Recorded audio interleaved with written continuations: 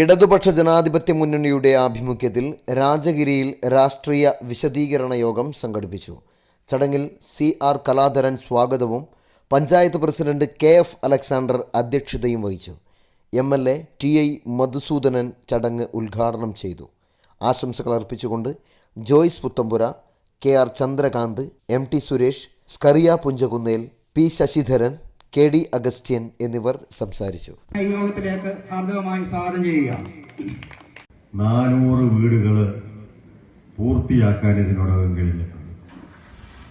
400 വീടുകൾ പൂർത്തിയാക്കി എന്ന് പറയുമ്പോൾ 400 കുടുംബങ്ങൾ അവർക്ക് കയറി കിടക്കാൻ അടച്ചുറപ്പുള്ള ഒരു സ്ഥലം ഉണ്ടാക്കി കൊടുക്കാൻ കഴിഞ്ഞു എന്നുള്ള നിലയിലാണ് അതിനെ കാണുന്നത്. അത് പൂർണ്ണമായും വികസന ഫണ്ട് ഉപയോഗിച്ചല്ല. ഏകദേശം 10 കോടിയോളം രൂപ വായ്പ എടുത്തിട്ടാണ് ചെറുപുഴ പഞ്ചായത്ത് ഈ നേട്ടം കരസ്ഥമാക്കിയത്. ചെറുപുഴ പഞ്ചായത്തിലെ റോഡുകൾ ഭൂരിഭാഗവും യാത്രാ സൗകര്യമുള്ളവയാക്കി മാറ്റാൻ കഴിഞ്ഞിട്ടുണ്ട്. ഞാൻ പറഞ്ഞു ഭൂരിഭാഗവും എന്നാണ്, മുഴുവൻ കഴിഞ്ഞിട്ടില്ല. ഒരുപക്ഷെ സെൻട്രൽ ഗവൺമെന്റ് ഇടയ്ക്കൊരു നിബന്ധന കൊണ്ടുവന്നില്ലായിരുന്നു എങ്കിൽ തൊഴിലുറപ്പ് പദ്ധതിയിൽ ഉൾപ്പെടുത്തി ചെറുപുഴ പഞ്ചായത്തിന് വിട്ടുകിട്ടിയ മുഴുവൻ റോഡുകൾ നമുക്ക് ചെയ്യുവാൻ കഴിയുമായിരുന്നു. എടവരമ്പ് സ്കൂളിന്റെ പഞ്ചായത്തിൽ ഏറ്റവും അധികം ജനങ്ങൾ വൈകുന്നേരങ്ങളിൽ എത്തിച്ചേരുന്ന എടവരമ്പ് സ്കൂളിന്റെ മുമ്പിൽ ഒരു ഹൈമാസ് ലൈറ്റ്, ആക്ഷേപമൊന്നുമില്ല. ഹൈമാസ് ലൈറ്റ് വെച്ച അവസരത്തിൽ അതിന്റെ ഉദ്ഘാടനത്തിന് അധ്യക്ഷനായി പഞ്ചായത്ത് പ്രസിഡന്റ് എന്ന നിലയിൽ ഞാനുണ്ടായിരുന്നു. ഞാൻ നമ്മുടെ ബഹുമാനപ്പെട്ട MP-യോട് കുറ്റം പറയാനും ഉദ്ദേശിക്കുന്നില്ല. കാരണം ഇവിടെ ഒരുപാട് പൊതുമരാമത്ത് വർക്കുകളൊക്കെ നടക്കാനുണ്ട്. അപ്പൊ ഞാൻ ഫയൽ നോക്കിയതാണ്. ഫയലില് ആ കൊടുത്തിരിക്കുന്നതിന്റെ കാരണം എഴുതി വെച്ചിരിക്കുന്നത് വളരെ കൃത്യമാണ്.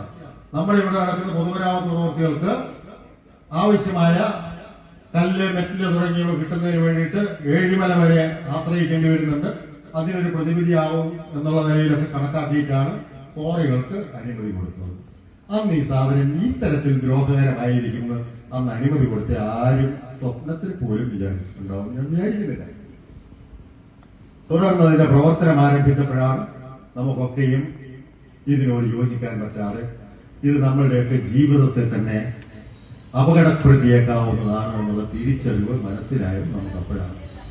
ചെറുപുഴ പഞ്ചായത്തിനെ സംബന്ധിച്ചിടത്തോളം ചെറുപുഴ പഞ്ചായത്തിന്റെ 2 മേഖലകളില്, ഒന്ന് രാജഗിരി, മറ്റൊന്ന് ചൂരപ്പടവ്, 2 മേഖലകളിൽ ക്വാറികൾ പ്രവർത്തിക്കുന്നുണ്ട്, ഉണ്ടായിരുന്നു. ആ ക്വാറികൾ എന്നും തലവേദനയായിരുന്നു. എല്ലാ ദിവസവും ആളുകൾ അതിനെതിരെ നിയമമാണ് നോക്കുന്നത്. നിയമപരമായി പഞ്ചായത്തിന് അധികാരമില്ല എന്ന് ഓരോ പ്രാവശ്യവും മറുപടി കിട്ടി പഞ്ചായത്തിന് സ്റ്റോപ്പ് മെമ്മോ കൊടുക്കാൻ വേണ്ടി കഴിഞ്ഞിട്ടില്ല. ഇനി രാജഗിരിയുടെ കാര്യത്തിൽ ഏത് സമയത്ത് രാജഗിരിയിലെ ആര് ഈ ക്വാറിക്കെതിരെ ഒരു അപേക്ഷ പഞ്ചായത്ത് ഓഫീസിൽ കൊണ്ടും തന്നിട്ടുണ്ടോ അതൊക്കെ അർഹിക്കുന്ന ഗൗരവത്തോടെ മേൽ നടപടികൾക്ക് വേണ്ടിയിട്ട് പഞ്ചായത്ത് ശ്രമിച്ചിട്ടുണ്ട്. പല പ്രാവശ്യം കലക്ടർമാരോട് സന്ദർശിച്ചിട്ടുണ്ട്. അതിനെക്കുറിച്ചൊക്കെ ചില തർക്കങ്ങളൊക്കെ ഉണ്ട്. ഞാൻ അതിലേക്കൊന്നും കടക്കുന്നില്ല. ആരുടെ കാലത്ത് ഞാൻ കലക്ടറോടൊപ്പം വന്നിട്ട് സ്ഥല സന്ദർശനം നടത്തിയതിനെ കുറിച്ച് പോലും അതിന് മുന്നത്തെ ഭരണസമിതിയുടെ കാലത്താണെന്ന് പറയുന്ന ആളുകളുണ്ട്. അതിനെക്കുറിച്ചൊന്നും ഞാൻ അതിലേക്കൊന്നും തർക്കത്തേക്കൊന്നും കടക്കുന്നില്ല. നമ്മുടെ മുന്നിൽ പരസ്പരം തർക്കിക്കലല്ല വേണ്ടത്. നമ്മുടെ മുന്നിൽ ഇതിൽ നിന്നൊരു മോചനമാണ് ആവശ്യമെന്നാണ് നമ്മൾ കണക്കാക്കുന്നത്. അതിനു വേണ്ടിയിട്ടുള്ള ശ്രമമാണ്. അവസാനമായി കിട്ടിയ പരാതി കൊടുക്കുകയും നേരിട്ട് പോയി കലക്ടറെ കാണുകയും ചെയ്തിട്ടുണ്ട്. ഇതിന് മുമ്പൊരു പ്രാവശ്യം ഇവിടുന്ന് കിട്ടിയ ഒരു പരാതിയുമായി കലക്ടറെ പോയി കണ്ടപ്പോ കലക്ടർ പറഞ്ഞ ഒരു വാക്ക് അറിയാൻ വേണ്ടി പറയാം. മേൽക്കോടതിയുടെ തീരുമാനം കീഴ്ക്കോടതിക്ക് റദ്ദ് ചെയ്യാൻ കഴിയില്ല എന്ന് പ്രസിഡന്റിന് ഞാൻ പറഞ്ഞു തരേണ്ടതുണ്ടോ എന്നാണ് കലക്ടർ എന്നോട് ചോദിച്ചത്. ചീഫ് സെക്രട്ടറി ഒപ്പിട്ട ഉത്തരവിനെ മറികടക്കാനാണ് ഞാൻ കലക്ടറെ അടുത്ത് പോയിരിക്കുന്നത്. അതെങ്ങനെയാണ് എന്നെ കൊണ്ട് ചെയ്യാൻ പറ്റുക എന്നാണ് കലക്ടർ ചോദിച്ചത്. അത് അറിഞ്ഞിട്ടാണ്, അത് നടക്കുമെന്ന് വിചാരിച്ചിട്ട് പോയതല്ല. പക്ഷെ എന്നാലും എന്തെങ്കിലും ഒരു വഴി കിട്ടിയെങ്കിലോ എന്ന് വിചാരിച്ചിട്ട് പോയതാണ്. നമ്മുടെ പഞ്ചായത്തിലെ തിരുമേനി, പുളിങ്ങോം വില്ലേജുകളില് പൈപ്പിംഗ് പ്രതിഭാസം നിലവിലുണ്ട് എന്ന് പറഞ്ഞിട്ട് 3 പഠനങ്ങൾ നടന്നിട്ടുണ്ട്. ഈ 3 പഠനങ്ങളുടെയും റിപ്പോർട്ട് പൂർണ്ണ രൂപത്തിലെടുത്ത് അതിൽ നമ്മളുടെ പഞ്ചായത്തുമായുള്ള പ്രസക്ത ഭാഗങ്ങൾ കേസ് നടത്തുന്ന വക്കീലന്മാർക്ക് കൊടുത്തിട്ടുണ്ട്. പക്ഷെ അവർക്ക് നമുക്ക് അനുകൂലമായ ഒരു വിധി വാങ്ങിത്തരാൻ വേണ്ടി പറ്റിയിട്ടില്ല. പറ്റാത്തതിന്റെ കാരണം വക്കീലിന്റെ കുറവാണെന്ന് ഞാൻ പറയണില്ല. നിയമപരമായി ഒരുപാട് മാറ്റങ്ങൾ വന്നതുകൊണ്ട് തന്നെ അവർക്കൊക്കെ അതിൽ നിന്ന് ഒഴിവാകാൻ പറ്റും. ഒറ്റ കാര്യവും കൂടെ മാത്രം വിശദീകരിച്ച് ഞാൻ നിർത്താം. കുടിവെള്ള പ്രശ്നം എല്ലാവരെയായി കൊടുത്ത അപേക്ഷയിൽ മന്ത്രിയുടെ നേരിട്ടുള്ള ഇടപെടലുകൊണ്ട് നമുക്ക് സാമ്പത്തിക സഹായം കിട്ടിയിട്ടുണ്ട്. മറ്റൊന്ന്, ഇതിപ്പോ പറയുമ്പോൾ നിങ്ങൾ വിചാരിക്കും കേരള കോൺഗ്രസിന്റെ കാര്യം പറയാൻ വേണ്ടിയിട്ടും മാർക്സിസ്റ്റ് പാർട്ടിയുടെ കാര്യം പറയാൻ വേണ്ടിയിട്ടും മാത്രമാണോ പ്രസിഡന്റ്? അല്ല, നമ്മൾ ഘടകകക്ഷികളുടെ എല്ലാവരുടെയും കാര്യം പറയുന്നുണ്ട്. ഈ ചെറുപുഴ പഞ്ചായത്തിന്റെ ഏറ്റവും വലിയ തലവേദനയായിരുന്ന ഒന്നാണ് ആറാട്ടുകടവ് കോളനി. ബഹുമാനപ്പെട്ട റവന്യൂ മന്ത്രി, CPI ഭരിക്കുന്ന വകുപ്പാണ്, ബഹുമാനപ്പെട്ട റവന്യൂ മന്ത്രി മുൻകൈ എടുത്ത് അവിടുത്തെ ആളുകളെ പെരിങ്ങോത്തേക്ക് പുനരധിവസിപ്പിക്കുവാൻ വേണ്ടി കഴിഞ്ഞിട്ടുണ്ട്. അതിന്റെ പ്രവൃത്തികൾ നടന്നുകൊണ്ടിരിക്കുകയാണ്, പൂർണ്ണമായി എന്ന് പറയുന്നില്ല. രാജഗിരിയിൽ പറഞ്ഞാൽ രാജഗിരിയില് രണ്ട് പ്രധാനപ്പെട്ട കാര്യങ്ങൾ, ഈ മുകളിലത്തെ വളവില് മാത്രം നടക്കേണ്ട രണ്ട് പ്രധാനപ്പെട്ട കാര്യങ്ങൾ അപേക്ഷയായി അല്ലെങ്കിൽ നിവേദനമായി എന്റെ പ്രിയപ്പെട്ട സുഹൃത്തുക്കൾ തന്നിരുന്നു. ഒന്ന്, ആ റോഡിന്റെ സൈഡ് ഇടിഞ്ഞു പോകുന്നതിന് അവിടെ കോൺക്രീറ്റ് റിട്ടൈനിങ് വാൾ നിർമ്മിക്കാനായിരുന്നു. കളുടെ മേലുള്ള നിയന്ത്രണത്തിന്റെ അധികാരം മുമ്പുണ്ടായിരുന്നു, പക്ഷെ ഇപ്പോൾ ഇല്ല. ഇല്ലാത്ത അധികാരം ഉപയോഗിക്കാൻ വേണ്ടി കഴിയില്ല എന്നുള്ളൊരു പ്രശ്നം നിലവിലുണ്ട്. അപ്പൊ മുമ്പ് ഇവിടെ കൊടുത്തിട്ടില്ലേ? അന്ന് അധികാരം ഉണ്ടായിരുന്നു. ഒന്ന്. രണ്ടാമതൊരു പ്രത്യേകമായി ശ്രദ്ധിക്കേണ്ട ഒരു കാര്യം, അന്നൊരു ഉരുൾപൊട്ടലും അതുമായി ബന്ധപ്പെട്ട ചില സംഭവങ്ങൾ രാജഗിരിയിൽ ഉണ്ടായതുകൊണ്ട് ആ പേര് പറഞ്ഞ് ആ സാഹചര്യത്തിൽ അതിന് സ്റ്റോപ്പ് മെമ്മോ കൊടുക്കാൻ വേണ്ടിയിട്ടുള്ള സൗകര്യം ഉണ്ടായിരുന്നു. ഇപ്പൊ നമ്മൾ ചെറുപുഴ പഞ്ചായത്ത് തന്നെ സ്റ്റോപ്പ് മെമ്മോ കൊടുത്തൊരു കോറിയുണ്ട്, അത് ചൂരപ്പടവ് കോറിയാണ്. ചൂരപ്പടവ് കോറി 3 വർഷം സ്റ്റോപ്പ് മെമ്മോ കൊടുക്കാൻ വേണ്ടി പലവിധ ശ്രമങ്ങൾ നടത്തിയിട്ട് നടന്നില്ല. നിയമപരമായി നിങ്ങൾക്ക് അധികാരമില്ല എന്നുള്ള മറുപടിയാണ് ഓരോ പ്രാവശ്യവും കെട്ടിക്കൊണ്ടിരുന്നത്. അവിടെയും കുടിവെള്ള പ്രശ്നം ഉണ്ടായിരുന്നു, അവിടെ മണ്ണിട്ട പ്രശ്നം ഉണ്ടായിരുന്നു, അവിടെ റോഡിന്റെ പ്രശ്നം ഉണ്ടായിരുന്നു, ഈ പറഞ്ഞ പ്രശ്നങ്ങളൊക്കെ ഉണ്ടായിരുന്നു. നമ്മൾ വിചാരിച്ചിട്ട് കഴിഞ്ഞിട്ടില്ല. പക്ഷേ അവരലക്ഷ്യമായി വെടിക്കോപ്പുകൾ കൈകാര്യം ചെയ്യുകയും അത് ജനങ്ങൾ പിടിക്കുകയും ചെയ്ത ഒരു സാഹചര്യത്തിൽ ഒരു ക്രിമിനൽ കേസ് രജിസ്റ്റർ ചെയ്യപ്പെട്ടു. 3-ാം ദിവസം ഓൺലൈൻ മീറ്റിംഗ് വിളിച്ചു ചീഫ് സെക്രട്ടറി.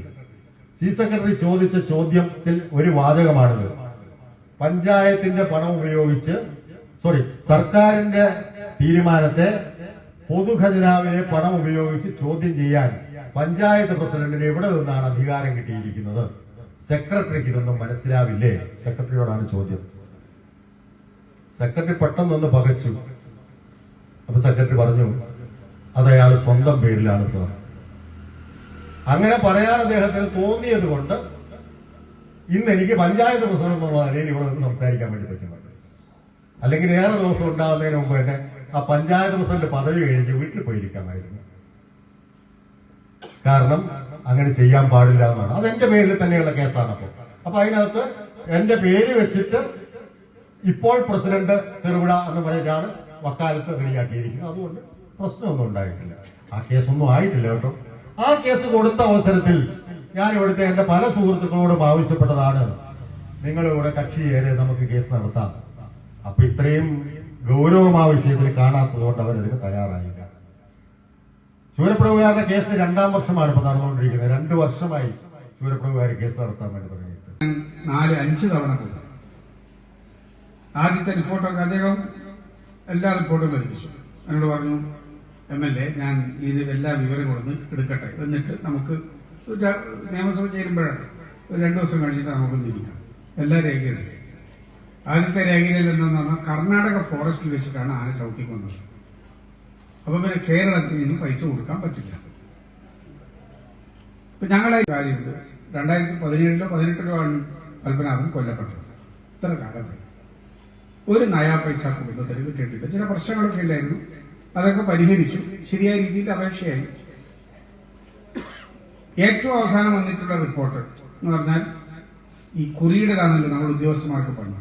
അവരൊരു കുറിയടി എന്ന് പറഞ്ഞാൽ കർണാടകയിൽ നിന്ന് ഈ പത്മനാഭന്റെ കുടുംബത്തിന് വല്ല ആനുകൂല്യവും കിട്ടിയിട്ടുണ്ടോ?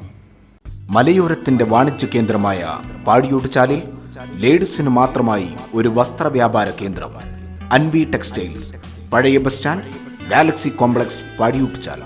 ലേഡീസിന് മാത്രമായി ഏറ്റവും പുതിയ മോഡലുകൾ, ചുരിദാർ സെറ്റുകൾ, കുർത്ത, ടോപ്പുകൾ, ഫാൻസി ഷാളുകൾ മുതലായവ ഏറ്റവും മിതമായ നിരക്കിൽ നിങ്ങളിലേക്ക്. Anvay beyond the loom, galaxy complex, Padiyottuchal. Phone 9964670511.